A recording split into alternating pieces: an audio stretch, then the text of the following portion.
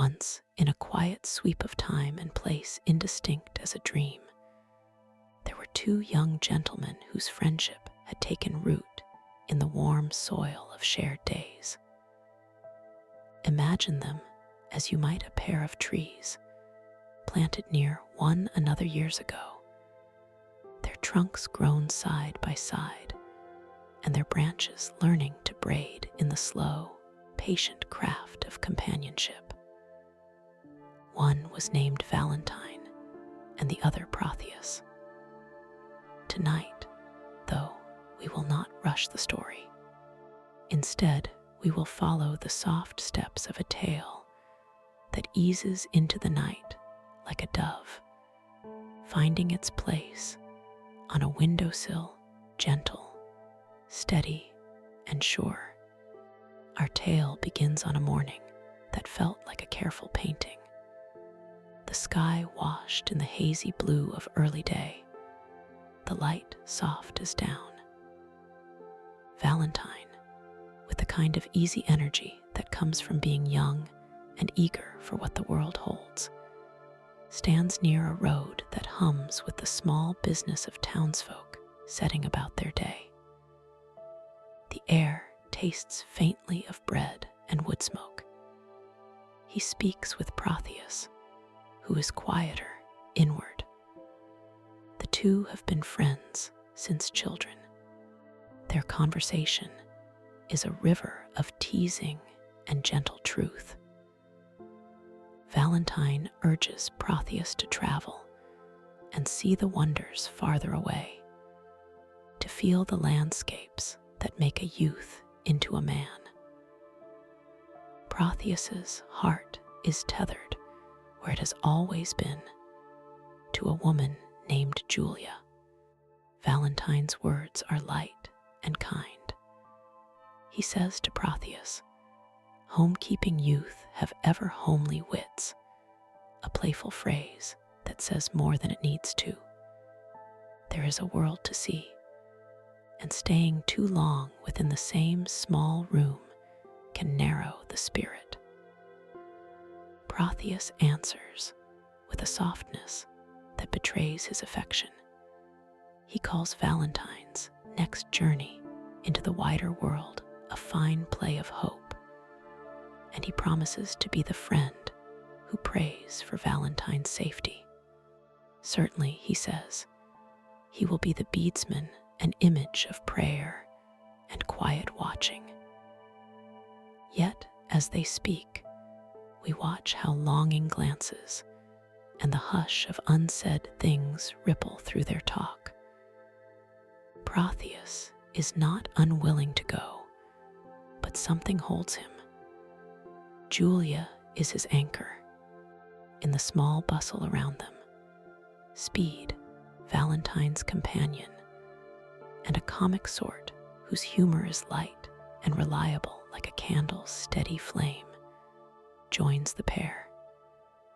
Speed and Proteus exchange jests, a gentle skirmish of words that leaves everyone smiling. Speed is a companion of sturdy reliability. He reminds us that friendship holds 1,000 small moments, carrying letters, delivering messages, playing the fool to draw a laugh. When the talk turns to letters, to tokens and rings, and the curve of a woman's name written in a hurried hand, there is a quiet tenderness. Love here is not yet thunder. It is the delicate unhooking of feelings, the soft making ready of hearts. Later in the day, Proteus's times at home are brought into soft focus by the figure of his father, Antonio. We see Antonio as a man who loves his son, and with the weather of fatherhood, worries over him. He desires that Proteus learn of the world, to be tested and trained by the movement of life. It is a suggestion born out of love, to send his son to Milan, where honor is found in tournaments and courtesy, and where where companions of quality gather and shape one another. The plan takes hold like a gentle breeze. Soon, Proteus must prepare a voyage too.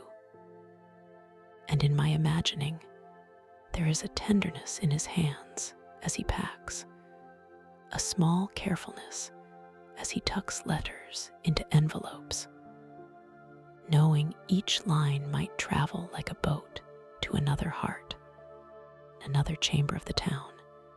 Julia speaks with Lucetta, her faithful waiting woman. The room is cool and perfumed with lavender, a soft hush of curtain and silk. Lucetta, who is wise in the ways of women and words, teases Julia with calm sagacity.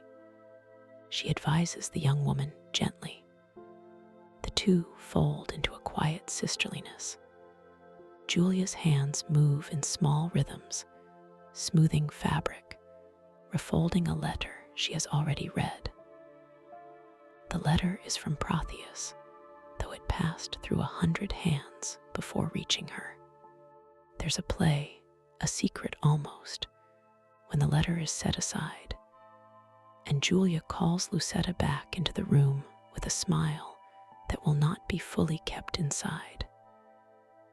They laugh softly at the tricks love plays, how it bites like a bee, yet leaves honey behind.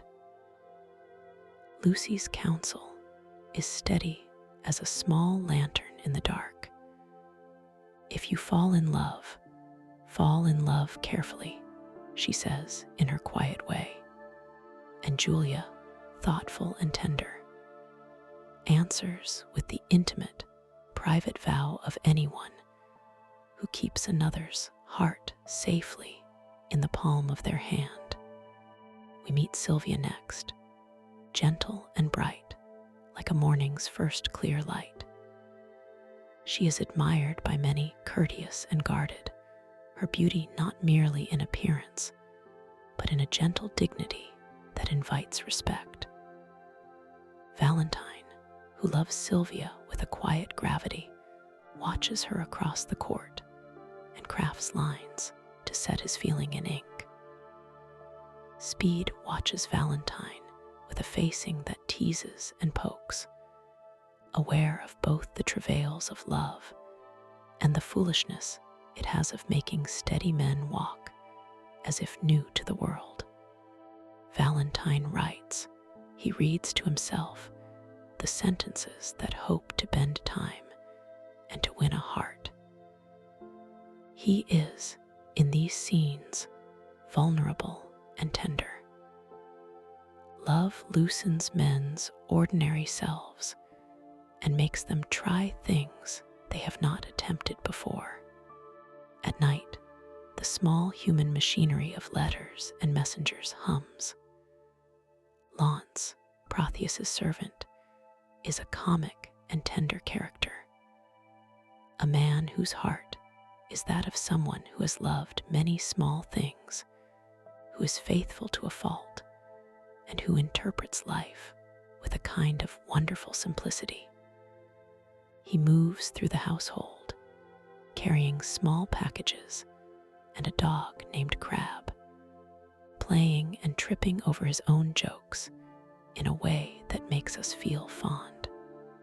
Launce's stories of family and departure are like a hearth fire's crack. They warm the atmosphere and remind us that memory keeps us company in all our comings and goings. As Proteus prepares, there is the shadow of decisions forming, oaths made and waiting to be tested. Proteus's inner tug-of-war begins. He loved Julia, and yet another object of affection has quietly captured him. The heart's course is not a straight road. At the edge of comedy and consequence, jealousy and friendship mingle. Proteus's thoughts drift and change like clouds. He remembers past vows made to Julia, promises he now thinks of as heavy chains that are loosening in his hands.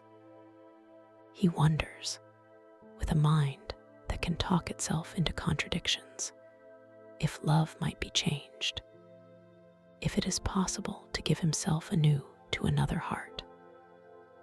The night before he must leave, his heart becomes a map of quiet conflicts.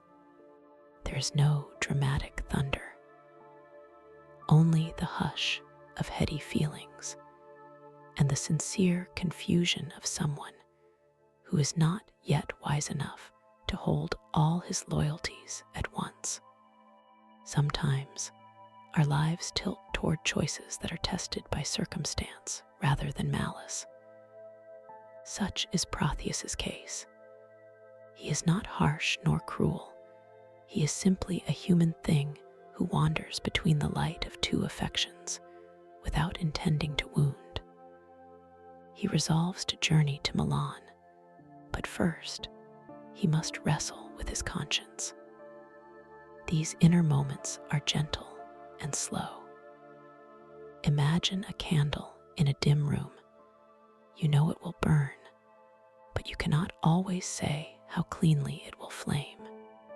The quiet weight of Proteus's decisions sits in the spaces between his words. He is a man of affection and fault in equal measure, and the world around him patiently waits to see how his story will move along. We return to the morning light, where Valentine prepares for departure to Milan. He will go with high hopes, carrying the freshness of youth and a firm belief that love and honor walk hand in hand.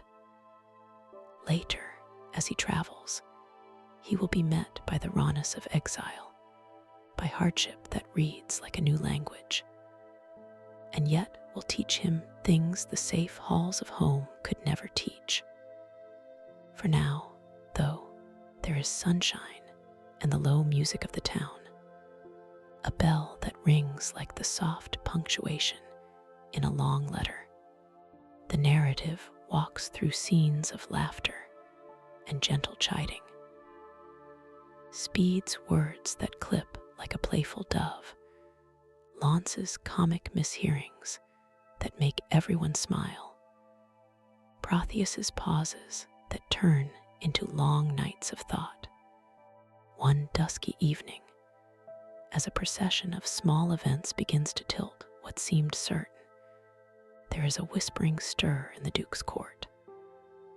Antonio, Proteus's father, speaks with Panthino, the household man.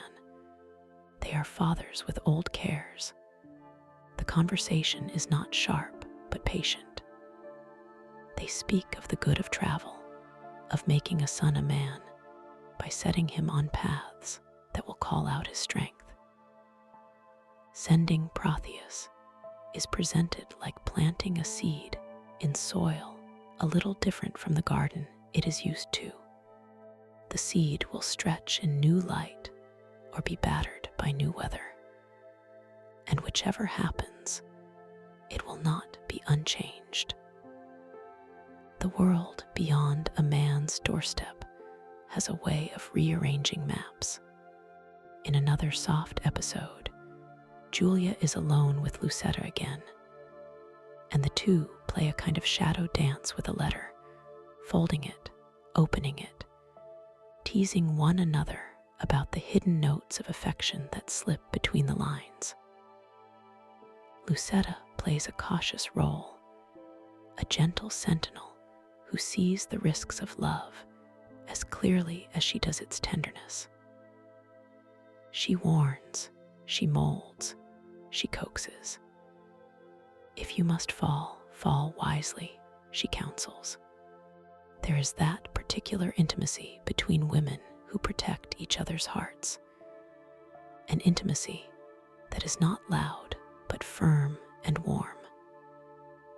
Your imagination might find comfort here. Two women, a letter, a small room at dusk, and the hush of a friendship that binds like a shawl. Midway through our tale, we meet a company of outlaws. But these outlaws are not carved from darkness.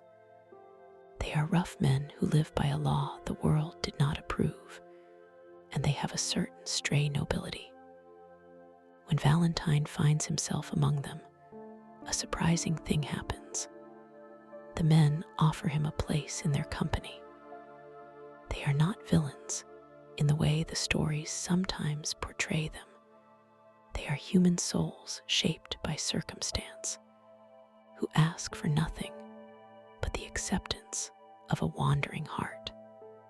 Valentine, at a moment when exile has made his world a different size, accepts their offer. Yet he is given a condition: that they will not commit violence against women or helpless travelers. This soft moral edge warms the band, giving them a dignity of their own. Valentine's acceptance will change him subtly, like rain over parched earth. The forest, a place that grows cool and thick under the moon, becomes a stage for a quieter drama. It is in that green cathedral that the lovers meet and attempt escape. Sylvia and Eglamour plan carefully. Sylvia is resolute. She moves with a thoughtfulness that steadies Valentine. They intend to flee to Mantua, a place where Valentine may resume life with the love that holds his heart. Proteus watches all of this and moves through the scenes with lesser ease. His feelings are like shadows at the edge of light. He does not come as a violent antagonist. Rather, he is a man in conflict with himself, and the choices he makes are the slow erosion of promises. Yet the telling of this is not meant to sharpen anger. It is meant to show the mellow, human complexity that softens the night like rain. Another tender evening arrives when ballads and music spill into a courtyard. Musicians take their places and sing a song so simple and steady, it is the kind of music that eases you into sleep. Who is Sylvia? What is she that all our swains commend her? The melody rides on the back of dusk itself. These songs ripple out, finding ears and hearts alike. The music is not triumphant, but calm, a lullaby that both celebrates and soothes. Even the jokes grow gentler. Launce slips about, half serious and wholly lovable, telling stories of his dog Crab and how fidelity sometimes looks smaller than it is. Lance's worry that his dog might be judged harshly becomes, in its smallness, a tender human moment. Even in grand affairs of love, there is room for the humble and the domestic. In courtly rooms where the Duke presides, there is also a hush of authority touching every life. Decisions and declarations made here influence others like trees shading a little garden. The Duke, knowing both the value of his office and the weight of a father's concern, ponders how best to place his daughter Sylvia. He has offered her to Thurio, a man of property and bearing though with a clumsiness, and pride that puts Sylvia ill at ease. The Duke's longing for his daughter's happiness reverberates in the quiet deliberations. It is voiced not as a command, but a careful hope. He weighs the worth of husbands, the balance of youth against the steady hand of counsel. He speaks not only as ruler, but as parent, and there is a softness in his firmness that hints at the human heart beneath the robes and formalities. As our story deepens, Proteus, who had once pledged everything to Julia, stands now at a doorway where he will choose. He sees Sylvia and feels the pull of fresh affection. This shifting of his heart is not celebrated in the tale as triumph. Rather, it is observed with a balmy melancholy. He is a man who, sadly for him, knows not yet how to keep his promises. Even so, the play of his feelings is gentle. We are given the shadow of regret and the beginning of remorse. There is no thunder. Instead, there are quiet nights when his conscience sits with him like a familiar, patient companion. The forest, once again, suits as a refuge for lovers. The outlaws, who had taken Sylvia when plans went awry, bring forth a scene where human frailty is exposed in a non-judgmental way. Here Valentine steps forward in some measure of courage, and Proteus appears, asking forgiveness, confessing in the hush of trees how he had been false to his friend. It is a scene of unvarnished human emotion, a man who has erred and is now ready to bear the honest shame and confess it. "Forgive me, Valentine," he says, "my shame and guilt confound me." And Valentine, who himself has suffered much, answers with the generous heart that is sometimes the hallmark of the truest friendships. In a moment that is calm and reconciliatory, he forgives. The forgiveness does not erase the past, but it loosens the tight, painful knot and lets life take its next gentle breath. We end our tale in a place of returning warmth. The Duke's anger and fear for his daughter's safety are soothed when he learns that his daughter's heart is true and that reconciliation has been found. The outlaws are pardoned. Valentine receives his pardon back to the court. Proteus, humbled and full now of a clearer self-knowledge, is ready at last to be honest and faithful. Julia is vindicated, her constancy stands shining. Sylvia's steadiness is rewarded. There is a sweet harmony in the final moments. The promise of marriage, the easy folding of past sorrows into the small chest of memory, where they may be opened sometimes, inspected with wiser eyes, and then closed again. The court prepares for celebration, yes, but gently, as if not to rouse the sleeping stars. As the final scenes gather themselves like the close of a book, all hearts find rest. The Duke, who feared losing his daughter, finds his authority softened by the recognition of human hearts' unpredictability. Proteus finds the long road to forgiveness by the narrow path of truthfulness. Valentine, whose exile taught him humility and steadiness, returns wiser and kinder. And so the day closes, not with a band of trumpets, but with the soft, settling hush that falls over a field when night sets down its blanket. Imagine windows dimming, fireplaces sending their last small tongues of warmth into rooms where those who need rest are already curling into sleep. The lovers, friends, and even the comically counseled servants find their peace. The curtain of the day falls softly, and like a lullaby, the story, our story tonight, returns to the quiet through which we first began. If you would, in your mind now, let the scenes become the color of sleep, the warm glow of lamplight, the gentle swing of a hammock at midnight, the faint music of a lute that plays alone in an open window. Feel the slow, sure rhythm of breath deepen.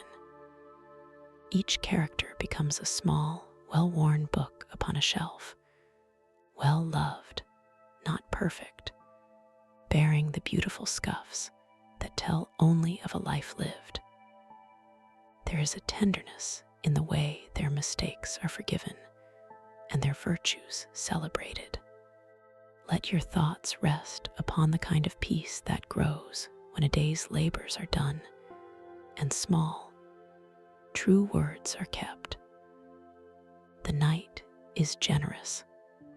Now picture the friends, Proteus and Valentine, their hands not mightily clasped, but held in the easy greeting of two men who have been through the weather and are alive to see the dawn anew.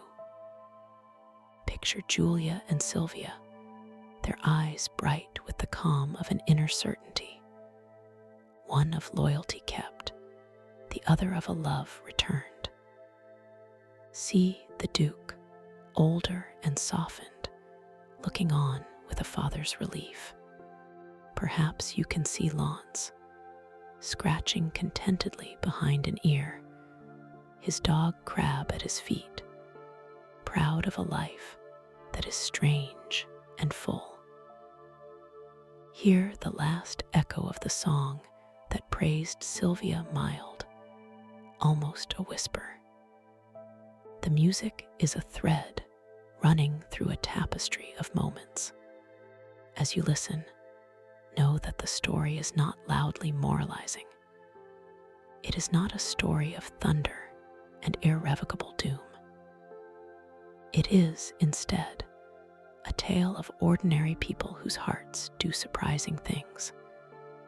They are neither saints nor villains. They are people like you and me, balancing daily choices, learning from the gentle, steady school of life. Love may be fickle, yes, but it can also be forgiving and restorative when met with humility. Our story shows that forgiveness can be offered, that a friend can be found again, that quiet love can survive the weekdays. If the heart errs, it is often because the world teaches us new languages, and we cannot always learn them without stumbling. Now let your breath lengthen as you imagine the soft closing of the courtly doors. One by one, the people in our story settle into slumber. Even in their mistakes, they find rest, for the night is large enough to cover much. Picture their dreams now. Valentine, dreaming of green fields and careful, honest journeys. Proteus, dreaming of a true and clearer love, steady as a lighthouse. Julia dreaming of constancy, rewarded, and rough ways softened by kindness. Sylvia dreaming of future mornings, warmed by a loyalty, not shaken by the small storms of life. The last detail to watch is the sky. Slowly, gently, the first pale dot of a star appears, then another, then a handful. The stars do not judge. They simply are patient and eternal above all the small weather of human life. Let that patient steadiness ease your thoughts. Like the stars, let sleep be untroubled and simply present. In this hush, all is forgiven. What was unraveled is taken up again more tenderly. The night breathes out its long exhale, and with it, carries you gently to the place where dreams are kinder and the heart can mend. There is no more you need to do this night than to lie down and let the warmth of kindness wrap around you. If any small fear or worry dares to wake you, imagine a character from our tale sitting quietly by your bedside, not to admonish, place a cool hand over your brow and remind you of how brief and soft our days can be. Because in such remembering, there is a balm. Mistakes are not the end, and a steady hand and a true apology are roads back to grace. So with the soft comfort of this story in your mind, breathe slowly in and out. Imagine the curtains drawn, the moonlight a pale, forgiving glaze over the world. Imagine the sound of a distant lute playing a single soft chord and then letting it go. Your eyes grow heavy, and the day folds itself one last time. The story, like the best of friends, bids you good night and stays, like a lantern, near your shoulder until your dreams have grown bright and steady. Good night. Sleep well, and let the hush of the tale linger like the last note of a song you want to remember in the morning.